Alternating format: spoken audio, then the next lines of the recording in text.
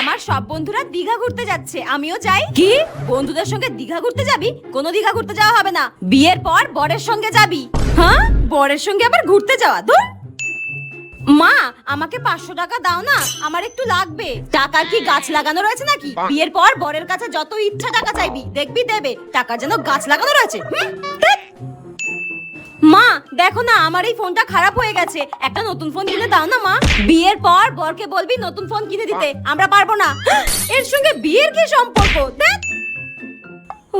হ্যাঁ মা, চলো, আমি একদম রেডি। তুমি আজকে আমাকে কোন একটা ছেলে দেখে কালীঘাটে বিয়ে দিয়ে দাও। তুমি যখন সবকিছু বিয়ের পর আমাকে বরের সাথেই করতে দেবে, তাহলে আজকেই আমাকে বিয়েটা দিয়ে দাও। তোকে আজকে আমি